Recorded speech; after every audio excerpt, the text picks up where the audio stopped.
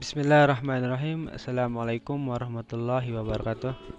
Kami dari kelompok 4, gelombang 1, program studi agroekoteknologi C.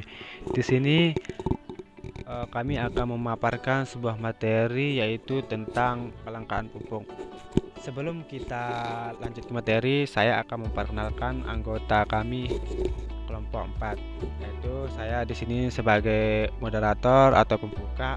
Kemudian yang kedua Rusbani akan menjelaskan tentang definisi atau pengertian dari kelangkaan. Yang ketiga yaitu Sahrati Humaira akan menjelaskan alasan-alasan terjadinya kelangkaan pupuk.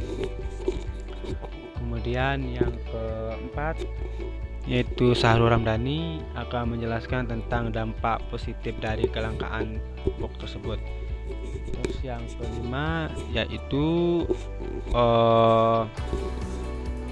Sinta Nur ya akan menjelaskan tentang dampak negatif dari kelangkaan pupuk tersebut. Terus yang keenam Supian Aji Purnama akan menjelaskan solusi untuk menyelesaikan masalah dari kelangkaan pupuk tersebut.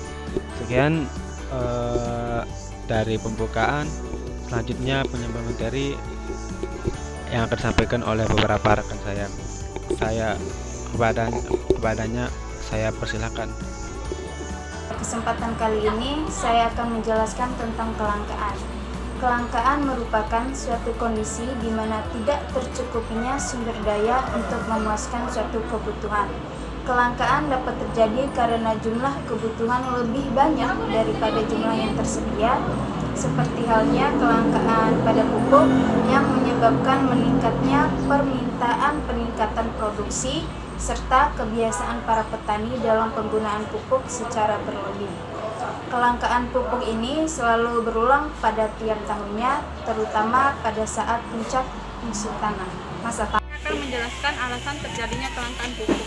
Menurut Sekretaris Perusahaan PT Pupuk Indonesia Holding Company Budi Asikin, kelangkaan pupuk terjadi karena banyak faktor. Salah satu faktor yang menyebabkan terjadinya adalah peraturan gubernur dan bupati yang menjadi dasar alokasi dan penyaluran pupuk bersubsidi datang terlambat. Yusuf menyebutkan hal lain yang menyebabkan kelangkaan pupuk adalah penggunaan pupuk yang berlebihan oleh petani sehingga mempercepat jatah alokasi suatu daerah habis. Saya akan menjelaskan tentang dampak-dampak yang ditimbulkan dari kelangkaan pupuk. Yang pertama, dampak positif. Dampak positifnya yaitu pemanfaatan pupuk alami. Seperti yang kita ketahui, sebagian besar masyarakat menggunakan pupuk kimia pada tanaman. Oleh karena itu, dengan adanya kelangkaan pupuk ini, masyarakat akan lebih kreatif dalam membuat dan memanfaatkan pupuk alami sebagai pupuk organik. Contohnya, pupuk kandang yang terbuat dari kotoran hewan seperti kotoran sapi, kotoran ayam, maupun kotoran kambing. Dan contoh yang lainnya seperti penggunaan sisa-sisa tanaman sebagai pupuk alami. Selanjutnya dampak negatifnya akan disampaikan oleh teman saya. Warahmatullahi wabarakatuh. Di sini saya akan menjelaskan dampak negatif dari kelangkaan pupuk. Yang pertama, mudah terkena hama dan penyakit. Dan yang kedua, dapat menurunkan hasil dan produksi pada tanaman.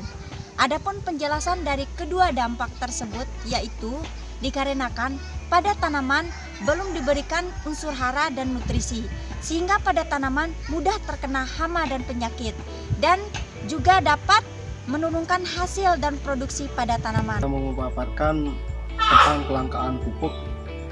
Jadi menyikapi kelangkaan pupuk untuk pertanian, sebenarnya kita bisa mengantisipasi itu dengan cara membuat pupuk organik.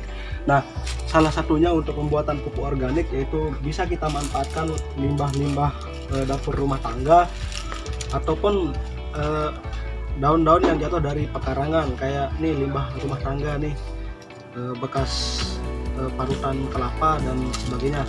Nah, cara pembuatannya gampang. Jadi kita letakkan dulu limbah-limbahnya ke ember atau wadah. Sebenarnya bisa pakai drum yang lebih efektif. Nah, setelah ditaruh ke satu wadah, Selanjutnya kita taruhkan sedikit tanah supaya nanti dalam proses dekomposisinya itu dia bisa berjalan maksimal.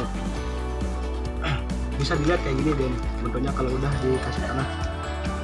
Nah, setelah dikasih tanah, kita diamkan kurang lebih selama 2-3 bulan supaya dihasilkan pupuk organiknya yang matang gitu.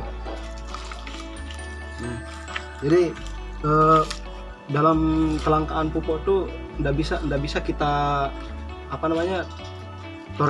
toleransi gitu. Dalam arti tanaman harus tetap membutuhkan nutrisi.